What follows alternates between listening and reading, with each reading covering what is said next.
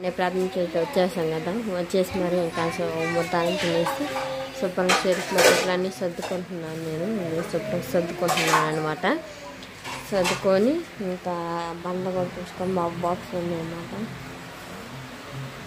బాక్స్లో పాటలు పెట్టుకుంటాం.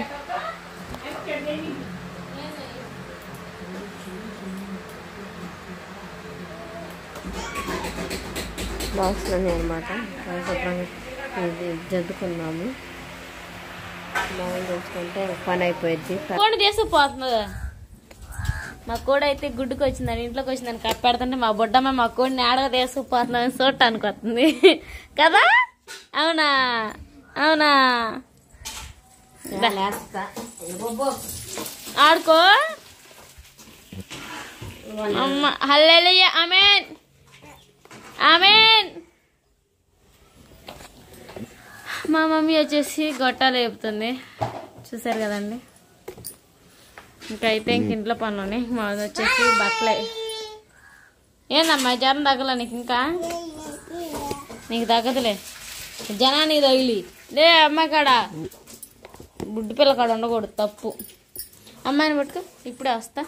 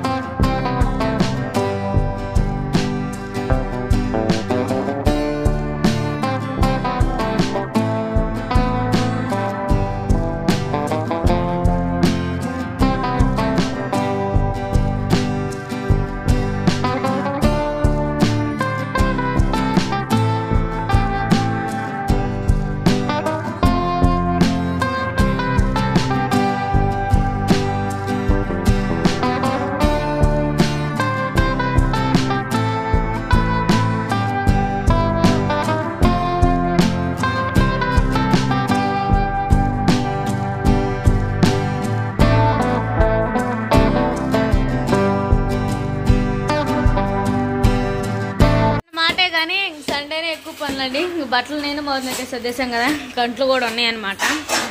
అంట్లు కూడా సర్దేసుకోవాలి, చూసారు కదా.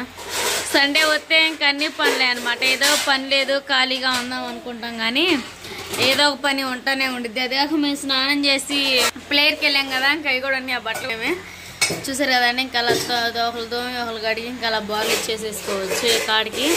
ఇంకా ఈ సండే అంటే చేసిన పని చేసినట్టు అస్సలు అవదే. ఎందుకంటే మనం ఫుడ్ కన్నా సండే వచ్చిందంటే టిఫిన్ ఎక్కువ లైక్ చేస్తాం కాబట్టి పడతా ఉంటాయి ఎన్ని పడితే అన్ని.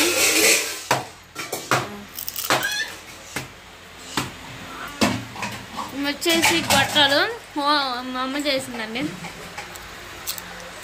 మా అమ్మ ఒక చిగుతా ఉంది. అందులో మనం తింటా ఉంటే పిల్లలు ఎదురు చూస్తారు కదా, ఏదో ఒకటి తింటారని చెప్పేసి ఒక గొట్టం తింటా ఉంది. సండే వస్తే ఇంకెవరు బయట ఉండవు. నాకైతే బీఫ్ ఫేమస్ అనమాట. వట్టి తణుకులు గారేసుకుంటారు, చారు పెట్టుకుంటారు, మునుసులు తింటారు, అన్నీ తింటారు. ఎందుకంటే కొంచెం మన్న అయితే అంటే మనీ చాలేదు, ఒక పని మీద మన్న ఇంపార్టెంట్ పని మీద బయటకు వెళ్ళాడు.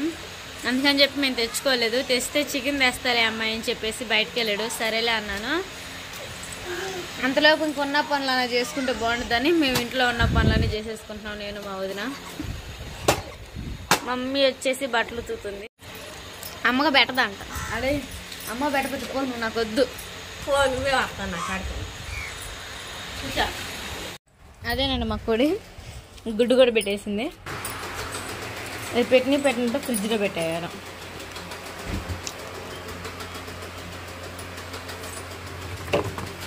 ఎంత పెట్టిందా? 11 గుడ్లు.